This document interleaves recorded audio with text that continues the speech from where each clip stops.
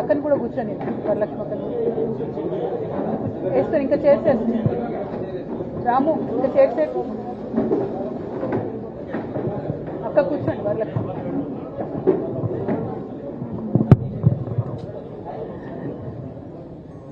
Okay, settle అవ్వండి తొందరగా. ఇంకొక చైర్ యాడ్ చేయండి వరలక్ష్మి అక్కకు.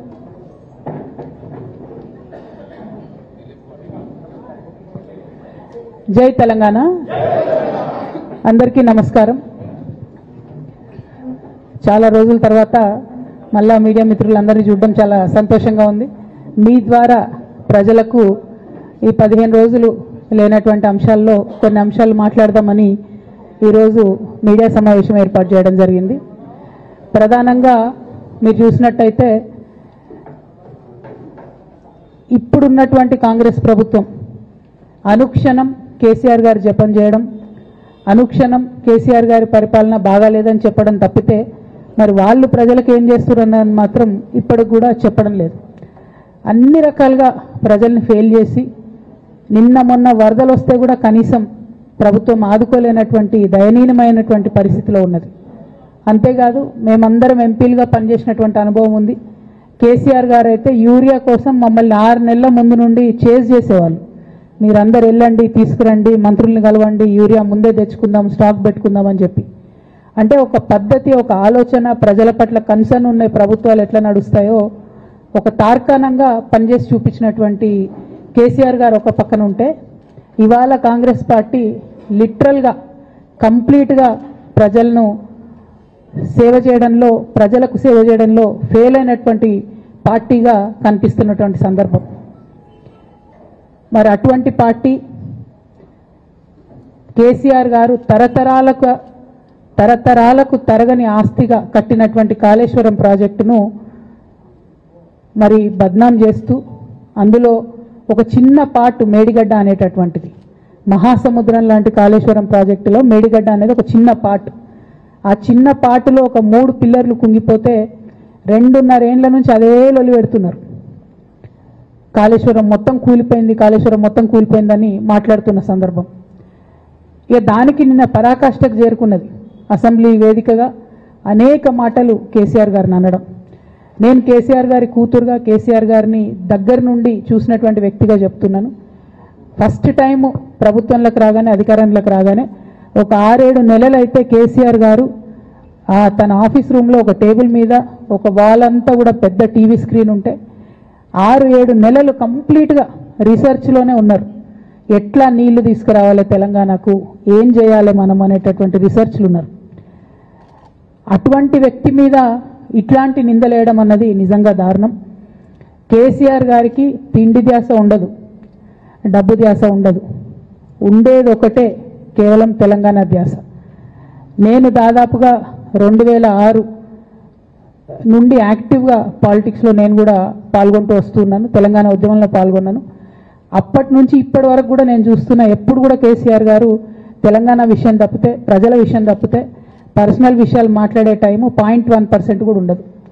అటువంటి ఒక మహానేత మీద, అటువంటి ఒక మహానాయకుడి మీద ఇన్ని అబాండాలు వేస్తూ, దాన్ని రోజుకొక రీతిగా చెప్పుకుంటూ, మాట్లాడితే చాలు కేసీఆర్ అవినీతి చేసిండు, మాట్లాడితే చాలు కేసీఆర్ ఏదో 1,00,000 కోట్లు దోసుకున్నాడు, నిజాం కన్నా రిచ్ అవ్వాలనుకున్నాడట. డెఫినెట్గా నిజాం బాటలోనే నడుస్తాం. నిజాం కట్టిన ఉస్మాన్ సాగర్లోనే కదా ఇవాళటి కూడా హైదరాబాద్ ప్రజలు నీళ్ళు తాగుతున్నది. ఆ నిజాం ఆదర్శం, ఆ నిజాం స్ఫూర్తి అని కేసీఆర్ గారు చాలా సందర్భాలలో చెప్పిండ్రు. ఇవాళ కాళేశ్వరం కడితే నేను చెప్తున్నా గ్యారంటీగా ఇంకా 200 సంవత్సరాల తర్వాత కూడా తెలంగాణ బిడ్డలు కేసీఆర్ గారిని తలుచుకుంటారు. అటువంటి గొప్ప ప్రాజెక్టు కాళేశ్వరం ప్రాజెక్టు. ఆ ప్రాజెక్టు డెప్త్ అర్థం కాక, తెలంగాణ భౌగోళిక స్వరూపం మీకు అర్థం కాక, మీకు తెలంగాణ పట్ల అవగాహన లేక, కేసీఆర్ గారికి ఉన్న నాలెడ్జ్, ఆయన ఎక్స్పీరియన్స్, ఆయన ఉమ్మడి ఆంధ్రప్రదేశ్లో ఆయన అనుభవించినటువంటి వివక్ష, ఇప్పుడున్న ముఖ్యమంత్రి గారు ఉమ్మడి ఆంధ్రప్రదేశ్లో కూడా మనకు వ్యతిరేకంగా పనిచేసినటువంటి వ్యక్తి, ఇప్పటికి కూడా పక్క రాష్ట్రం ఎజెండా అమలు చేసేటటువంటి వ్యక్తి, ఇప్పటికి కూడా అక్కడ బనకచెర్ల కడతా ఉంటే మాట్లాడినటువంటి వ్యక్తి. అటువంటి వ్యక్తి నిన్న పొద్దు నుండి సాయంత్రం వరకు అసెంబ్లీలో కేసీఆర్ గారిని ఎన్ని అనరాని మాటలు అన్నారు, వింటుంటే గుండె తరుక్కపోతా ఉంది. ఎందుకోసం అనాలి అన్ని మాటలు కేసీఆర్ గారిని? కేవలం రాజకీయ లబ్ధి పొందడానికి మాత్రమే. అంతకుమించి ఏమీ లేదు. ఇదే రేవంత్ రెడ్డి గారు అంతకుముందు ఒక టీవీ ఇంటర్వ్యూలో చెప్పారు, కేసీఆర్ గారికి పైసల మీద ఆశ లేదు, పాపం ఆయనకు మీటింగ్ పెట్టాలంటే కూడా పైసలు ఎప్పుడు కావాలంటే అప్పుడు చూస్తారు ఎక్కడున్నాయని, కానీ అప్పటిదాకా ఆలోచన కూడా చేయరని. మరి అటువంటి కేసీఆర్ గారి మీద ఇంత కుట్రపూరితంగా అభాండాలు ఎందుకు వేస్తున్నారు, వేసేటటువంటి అవకాశం ఎవరిచ్చారు అన్నది కూడా ఇవాళ బీఆర్ఎస్ పార్టీ శ్రేణులు కూడా ఆలోచన చేయాలి, తెలంగాణ ప్రజలు కూడా ఆలోచన చేయాలి. ఎందుకోసం వస్తుంది కేసీఆర్ గారికి అవినీతి మరక ఎవరి వల్ల అంటుంది అలా, అది ఆలోచన చేసుకోవాలి కదా మనం కూడా.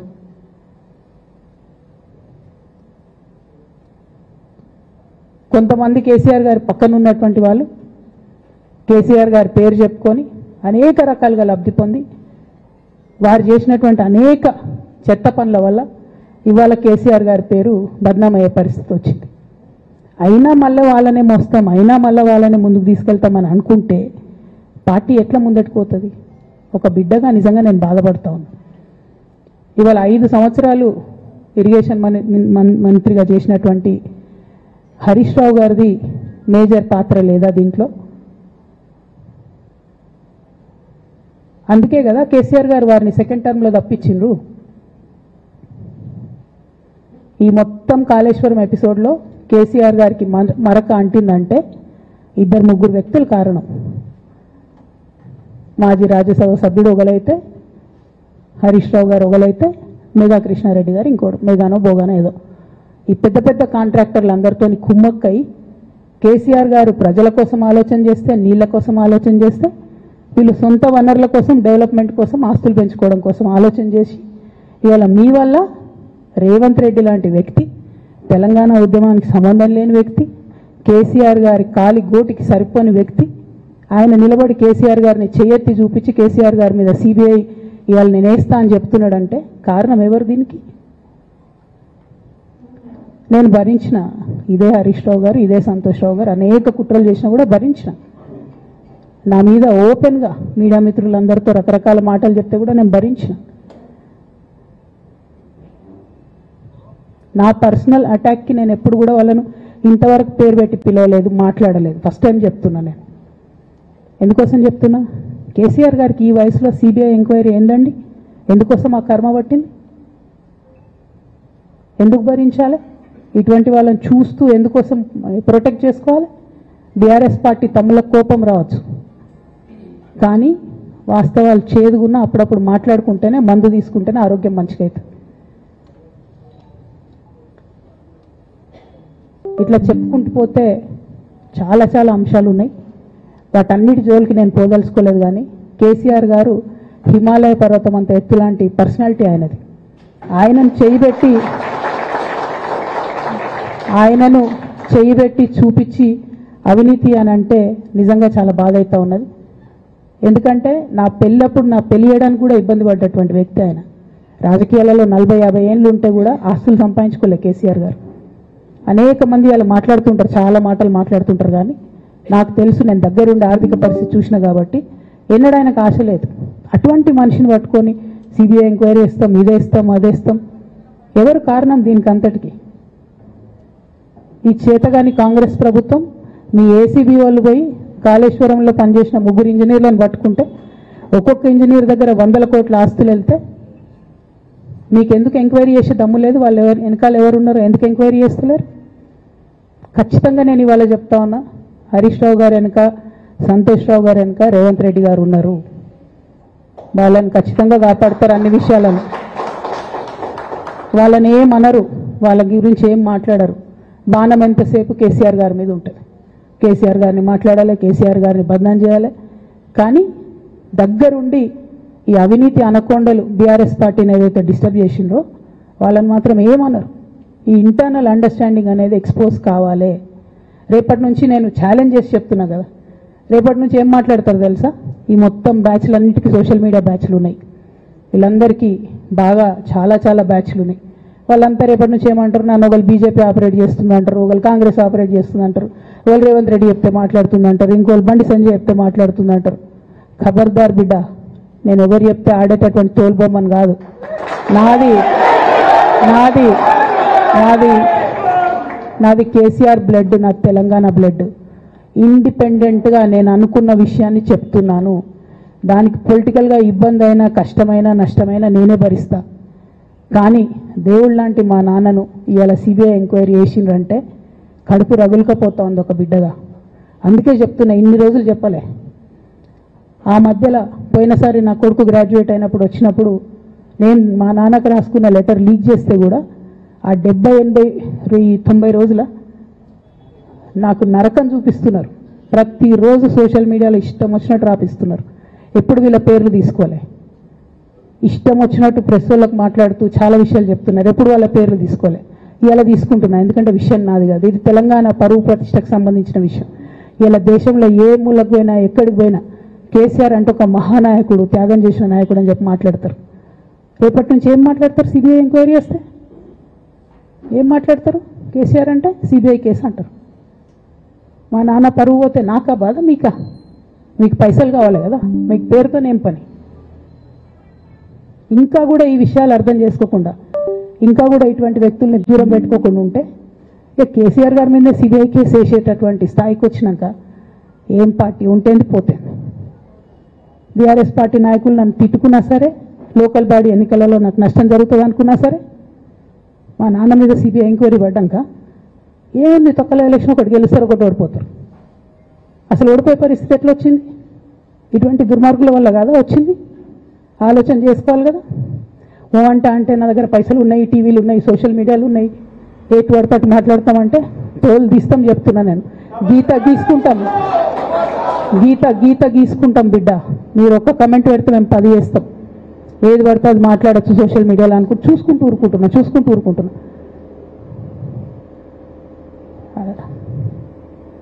పెద్దసారి దగ్గరకు వచ్చినాక ఇక కాంప్రమైజ్ అయ్యేది ఏం లేదు. ఘోష్ కమిషన్ వేసిన రోజే నేను చెప్పిన, ఎందుకు రియాక్ట్ కాలేదు పార్టీ అని అడిగిన ఆ రోజునే. నిన్న సిబిఐ ఎంక్వైరీ చేస్తున్నా అని రేవంత్ రెడ్డి గారు అసెంబ్లీలో చెప్తే తెలంగాణ బంద్ ఖాళీ వద్దా, బగ్గు మనొద్దా తెలంగాణ? ఎట్లా మాట్లాడతారు? నిజంగానే మనిషి అవినీతి అయితే, నిజంగానే మనిషి డబ్బులు తినోడైతే వేరు మాట. ఆయనకు తిండి మీద కూడా ధ్యాస ఉండదా బాబు? తెలంగాణ అదే పిచ్చి.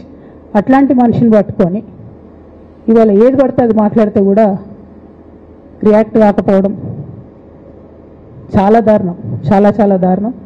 నేను దీన్ని తీవ్రంగా ఖండిస్తున్నా. At the same time Congress government PC Ghosh commission వేసిండ్రు. రెండేళ్ల నుంచి టైంపాస్ చేస్తారు. ఆ కమిషన్ రిపోర్ట్ వచ్చింది. ఆ రిపోర్ట్ నిన్న అసెంబ్లీలో పెట్టిండ్రు. ఇంకా దానికి ఏమిట్లకేం లేదు, దాంట్లోకి ఏం చర్యలు తీసుకుంటారో చెప్పారు, ఏం చేస్తారో చెప్పారు. తక్కువ మంది సిబిఐకి ఇచ్చేస్తారు. అంటే ఇది ప్రీ ప్లాన్డ్, ప్రీ మెడిటేటెడ్, ఖచ్చితంగా కేసీఆర్ గారి ప్రతిష్ట దెబ్బతీయాలనేటటువంటి ప్రీ మెడిటేటెడ్ అటాక్ తప్పితే ఇంకోటి కాదు. ఇన్ని ఏజెన్సీస్ ఉన్నాయి రాష్ట్ర ప్రభుత్వంలో. మీ ఏసీబీకే దొరికింది కదా ఇదే కాళేశ్వరంలో అవినీతి తిమంగళాలు. ఏమైంది అది? ఏమైంది ఆ రిపోర్ట్? ఏమైంది? వాళ్ళ మీద చర్యలు ఏమైనాయి? దాని కంక్లూజన్ ఏంది? ఒక్క చిన్న ఎంక్వైరీ కూడా ఇప్పటివరకు కంక్లూడ్ చేయలేదు కాంగ్రెస్ గవర్నమెంట్. ప్రచారం ఎక్కువ, పని తక్కువ. ఎప్పుడైనా మీ తప్పిదాలు బయటపడుతున్నాయి అనుకుంటే, ఎప్పుడన్నా ప్రజలు తిరగబడతారు అనుకుంటే వెంటనే ఒక రిపోర్ట్ వేయాలి, వెంటనే కేసీఆర్ మీద ఒక ఆరోపణ చేయాలి. ఇప్పటికి కూడా రేవంత్ రెడ్డి గారికి కేసీఆర్ గారి పేరు చెప్పుకోకపోతే ఆయన ఫోటో కూడా పేపర్లో వేయరేమని భయం పాపం. అందుకని ఆయన రోజు పొద్దుగాలేస్తే కేసీఆర్ని తిట్టుడే తప్పితే ఇంతవరకు కూడా వేరే ఆలోచన చేయడం లేదు. మేము డిమాండ్ చేస్తూ ఉన్నాం కాంగ్రెస్ ప్రభుత్వాన్ని, మీరు బట్టగాల్చి మీదేసినట్టు ఆరోపణలు వేయడం కాదు, మీకు దమ్ము ధైర్యం ఉంటే నేను పేర్లు కూడా చెప్పిన, చూడండి ఎక్కడి వరకు పోతారో చూస్తాం. మీకు అండర్స్టాండింగ్ లేకపోతే మీకు అండర్స్టాండింగ్ పెట్టుకొని కేసీఆర్ గారిని టార్గెట్ చేయడం ఇది పొలిటికల్గా కరెక్ట్ కాదు. మన రాష్ట్రంలో ఇటువంటి వాతావరణం ఇదివరకు లేకుండే, రేపు పొద్దున కూడా ఉండొద్దని చెప్పి నేను కోరుతాను. కాంగ్రెస్ ప్రభుత్వం కేవలం కాళేశ్వరం విషయమే కాదు, బీసీల విషయంలో ఎంతగా మోసం చేస్తున్నారు. ఫస్ట్ ఏమో బిల్లు పెడతారు, మేమందరం బిల్లు పెడితే టైంపాస్ చేసి 1.5 years తర్వాత బిల్లు పెట్టిరు. బిల్లు పెడితే కనీసం గవర్నర్ దగ్గర పోరు, కనీసం రాష్ట్రపతి దగ్గర పోరు, ప్రధానమంత్రి దగ్గర పోరు. గవర్నర్ పెండింగ్ పెట్టుకుంటే ఎందుకు సుప్రీంకోర్టు కోతలేరు? ఇంకా కూడా మళ్ళీ ఛాలెంజ్ చేసి అడుగుతా ఉన్నాను నేను, ఎందుకు సుప్రీంకోర్టు కోతలేరు? మీరు September 30 లోపల ఎన్నికలు చేస్తామని చెప్పిండ్రు. September 30 లోపలైనా సుప్రీంకోర్టుకు పోండి. డీమ్ టు బి అప్రూవ్డ్ అనుకుంటే ఇదే ఎలక్షన్లో బెనిఫిట్ అవుతుంది కదా బీసీలకు. ఆ తర్వాత ఇంకొక ఆర్డినెన్స్ తెచ్చిరు, అది పెండింగ్ ఉంది గవర్నర్ దగ్గర. కనీసం దాని మీద సుప్రీంకోర్టు కోండి. దాని మీద కూడా పోతలేరు. మళ్ళీ నిన్న కొత్త కథ 50% స్లాబ్ ఎత్తేస్తామట. కామెడీ రోజు రోజుకి ఏంది ఇది? ఎందుకోసం అంటే ఇదంతా బీహార్లో ఎన్నికలు అవుతున్నాయి. వాళ్ళ రాహుల్ గాంధీ గారి పిఆర్ యాక్టివిటీకి రోజు ముచ్చడి చెప్పాలి ఆయన. ఇక్కడ వీళ్ళు నిన్న 50% క్యాప్ ఎత్తేస్తున్నామని కొత్త కథ చెప్పిండ్రు. మీరు చూడండి రేపెల్లుండి నుంచి రాహుల్ గాంధీ బీహార్లో ఏం మాట్లాడతాడు. హమ్నే 50% సీట్ తోడది అంటాడు ఆయన బీహార్ ఎన్నికలలో. ఆయన అక్కడ చెప్పుకోవాలి కాబట్టి పిఆర్ యాక్టివిటీ కోసం వీళ్ళు ఇక్కడ చేస్తున్నారు తప్పితే బీహార్ ఎన్నికల కోసం తెలంగాణ బీసీ బిడ్డలను బలిపెడుతున్నారు రేవంత్ రెడ్డి గారు తప్పితే నిజంగా చిత్తశుద్ధితో బీసీలకు ఏదైనా బెనిఫిట్ చేద్దామనే ఉద్దేశమే మీకు లేదు. అటువంటి ఉద్దేశం మీకు ఉంటే మీ వైఖరి ఇట్లా ఉండదు. కేవలం కాంగ్రెస్ పార్టీ బీసీలను నయవంచన చేస్తున్నది. మీరు ఇట్లనే చేస్తుంటే బీహార్ ఎన్నికలు వస్తే మేము తెలంగాణ జాగృతి మొత్తం పోయి బీహార్లో మీకు వ్యతిరేకంగా ప్రచారం చేస్తాం. తెలంగాణ బీసీలను మీరు మోసం చేసిరని చెప్పి అక్కడికి పోయి కూడా మీకు ప్రచారం చేస్తాం. మీ యొక్క బండారం కూడా బయట పెడతామని ఈ సందర్భంగా నేను తెలియజేస్తా ఉన్నా. బీసీల విషయమైనా కాళేశ్వరం విషయమైనా చిత్తశుద్ధి లేనటువంటి కాంగ్రెస్ పార్టీని ఖచ్చితంగా మీ వైఖరిని ఎండగడతామని చెప్పి తెలియజేస్తూ సిబిఐ ఎంక్వైరీ చేసుకున్నా మీరు ఏ ఎంక్వైరీ చేసుకున్నా కేసీఆర్ గారు మాత్రం కడిగిన ముత్యంలాగా బయటకు వస్తారని మళ్ళొకసారి తెలియజేసుకుంటూ మీ అందరి దగ్గర కూడా నేను సెలవు తీసుకుంటా ఉన్నాను. Thank you. జై తెలంగాణ, జై జాగృతి, జై కేసీఆర్.